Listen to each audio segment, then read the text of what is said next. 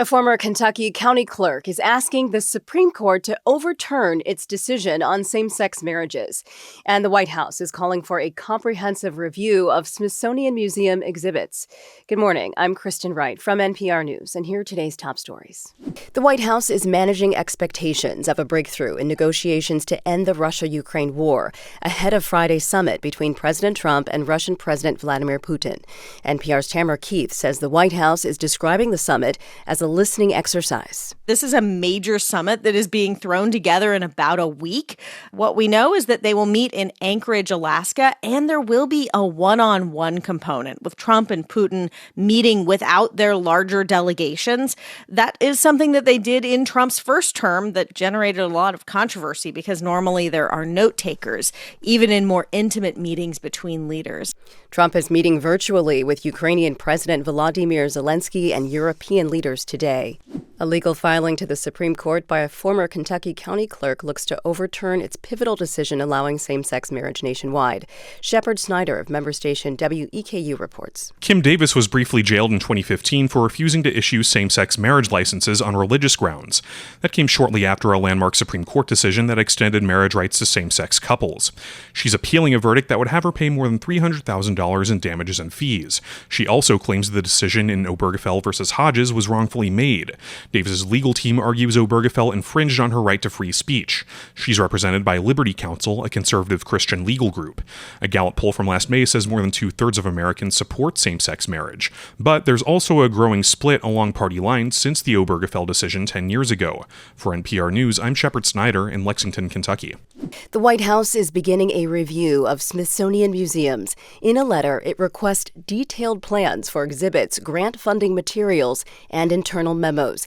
NPR's Chloe Veltman reports the White House says it's assessing tone, historical framing, and alignment with American ideals. Addressed to Smithsonian Secretary Lonnie Bunch and signed by White House officials Lindsay Halligan, Vince Haley and Russell Vogt, the letter says the review is needed to, quote, celebrate American exceptionalism, remove divisive or partisan narratives and restore confidence in our shared cultural institutions. The museums listed for review include the National Museums of American History, Natural History and African American History and Culture. The process will include an analysis of everything from exhibition texts and social media content to the curatorial process and exhibition planning. The Smithsonian did not immediately respond to a request for comment. Chloe Veltman, NPR News. A federal judge is ordering Immigration and Customs Enforcement to improve conditions for migrants detained at a federal building in New York. NPR's Sergio Martinez Beltran reports.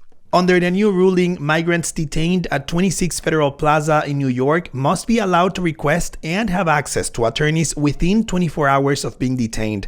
The detainees must have access to medicine and bottles of water as well. The judge's decision will remain in place for at least 14 days. It comes amid rising concerns about conditions at immigration detention facilities across the country, including the center dubbed Alligator Alcatraz in Florida. Sergio Martinez Beltran, NPR News. White House officials say people living on the streets in Washington, D.C. may go to jail if they don't agree to go to shelters. NPR's Brian Mann reports this type of pressure from the administration is concerning advocates for people without housing. With National Guard troops now deployed on the streets of the nation's capital, White House spokeswoman Caroline Leavitt said part of the public safety push means people living on the street have to go to shelters or accept treatment for mental illness and addiction. And if they refuse, they will be susceptible to fines or to jail time. But critics say that's not a solution for people who are severely ill or can't afford the city's high housing costs. Jesse Rabinowitz is with the National Homelessness Law Center. There are very few beds available. There are a handful of shelter beds available in far-flung parts of the city. According to Leavitt, dozens of homeless camps here have already been cleared out. Brian Mann, NPR News, Washington. NPR has learned President Trump's cabinet official overseeing the country's headcount has told Census Bureau employees that Congress has the authority over the census, not the president.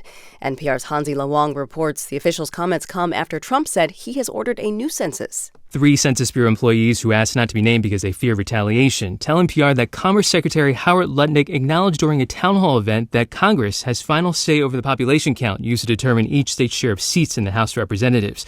Trump's call for a new census comes as he pushes Texas and other states to redraw voting maps before next year's midterm election to help Republicans keep control of the House. 2 House Republicans have proposed allowing for a new census, redistribution of House seats, and congressional redistricting before the midterms. If passed, their bills will likely be challenged in court. Like Trump, they call for excluding some or all people living in the states without U.S. citizenship from census numbers that the 14th Amendment says must include the, quote, whole number of persons in each state. Hanzila Wong, NPR News. The Trump administration wants to privatize or eliminate the Energy Star program for efficient appliances. NPR's Jeff Brady reports Congress may decide the fate of the program soon. Most Americans recognize the blue Energy Star logo, which is awarded to the most efficient appliances. The Environmental Protection Agency estimates Energy Star has saved Americans over $500 billion in energy costs since 1992.